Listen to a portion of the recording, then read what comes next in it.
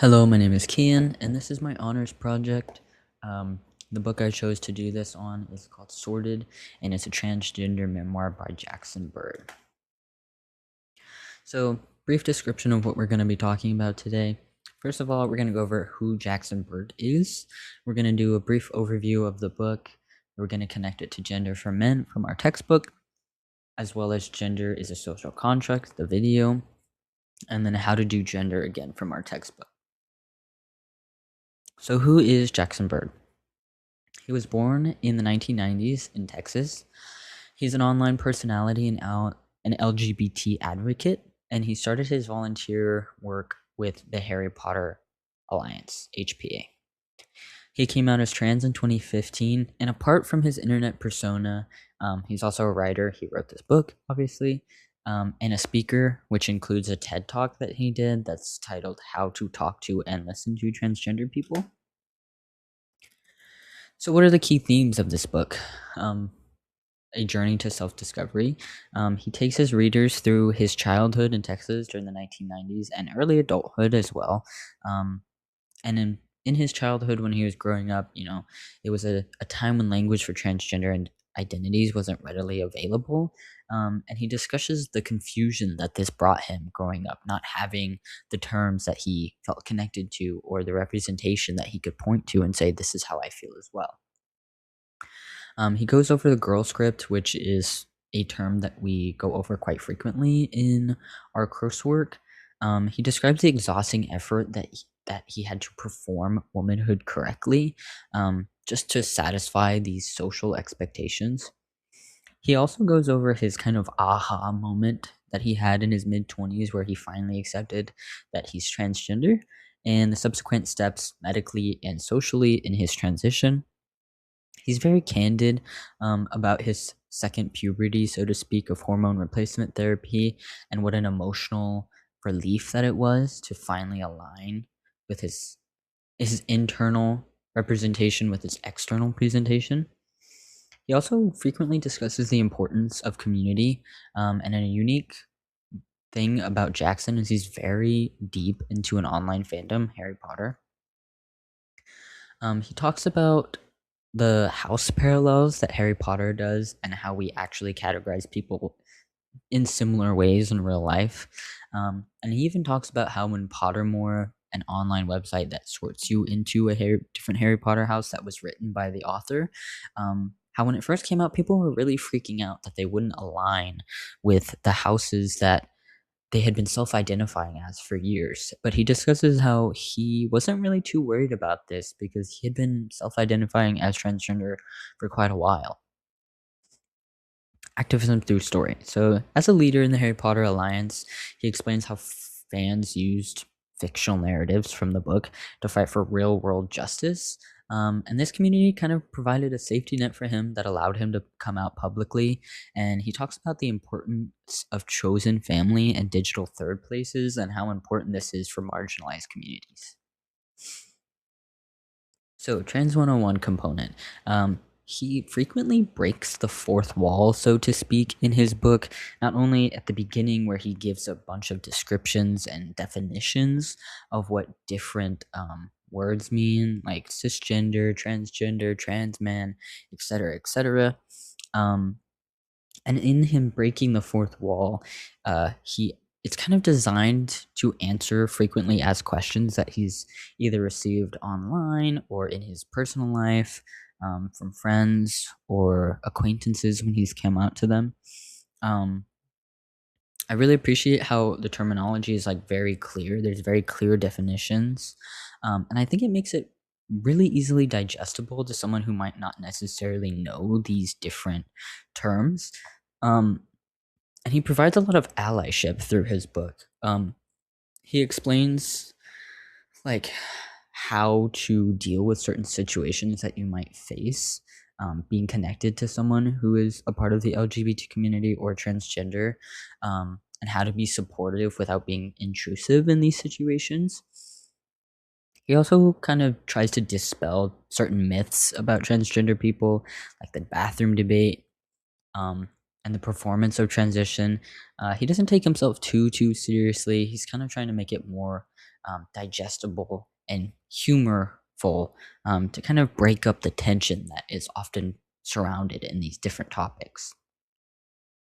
He also really emphasizes the importance of storytelling and how telling one story, especially if you're part of a marginalized community, can really bridge the gaps in understanding.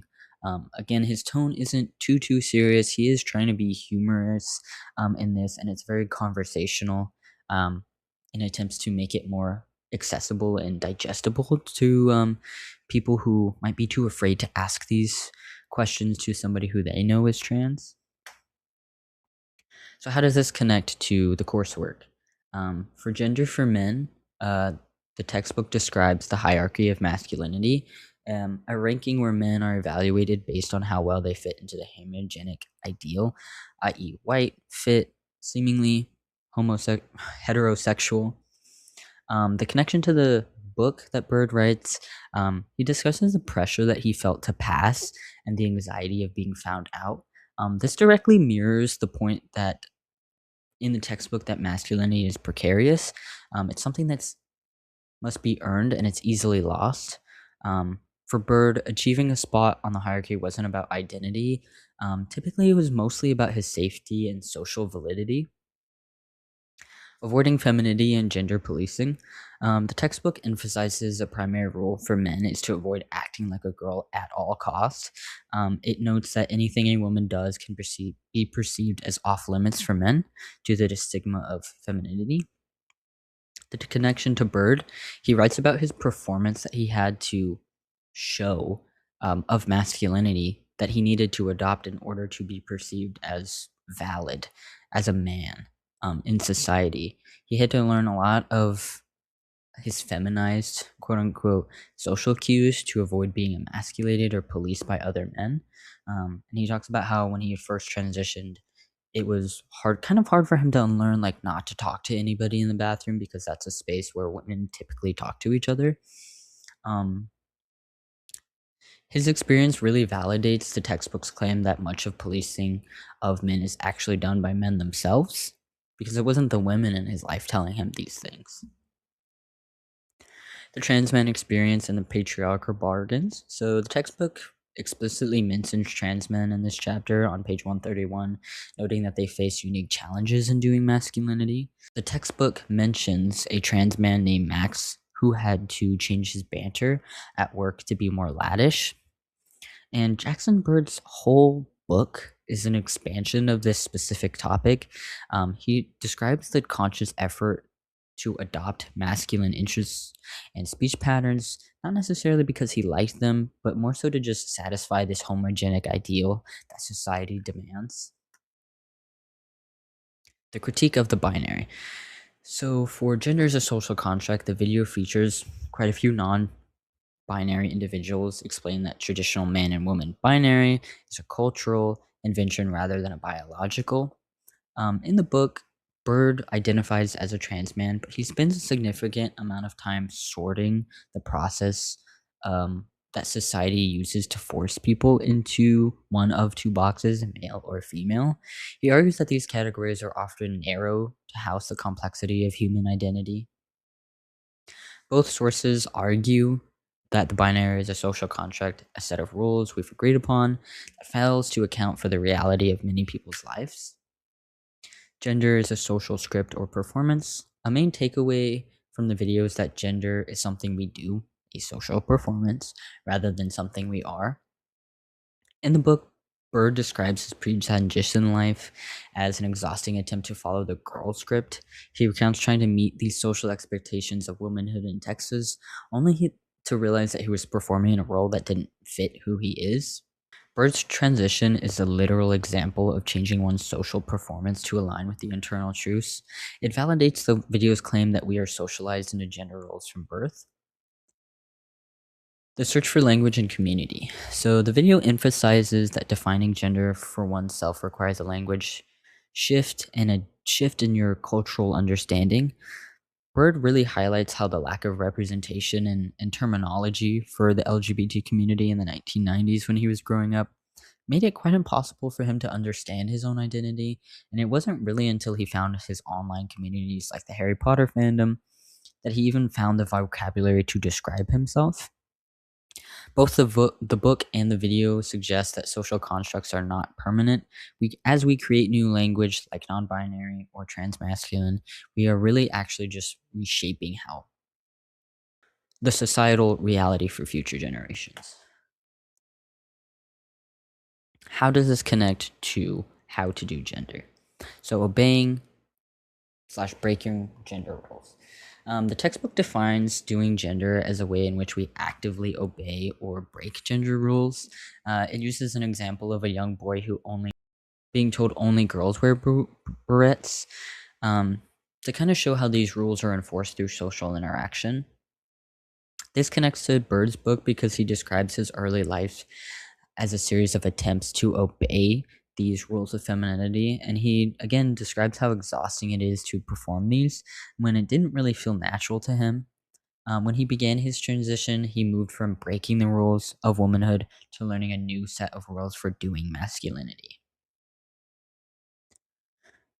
Learning rules implicitly, the textbook notes that we gradually absorb rules through our acculturation in our communities and our families. Bird reflects on growing up in Texas and how the lack of trans representation, really gave him a very rigid set of binary rules. And he didn't really see anybody breaking these rules, so he didn't realize that sorting himself into a different category was even an option, aka him being trans. Cultural traveling. The chapter introduces the concept of cultural traveling, which is the moving between different subcultural contexts and adjusting your gender expectation accordingly, i.e., being professional at work versus being one of the guys at the bar. The connection to sorted. Bird kind of describes himself as a master traveler, and he describes navigating very different worlds. The first one he navigates is the Harry Potter fandom, where gender roles were more fluid and accepting. And then he also talks about how the mainstream society, where he had to learn more specific masculine cues to pass and remain safe. And then the LGBT community, where he learned the specific vocabulary for trans etiquette and identity. These are my citations, and thank you so much for watching.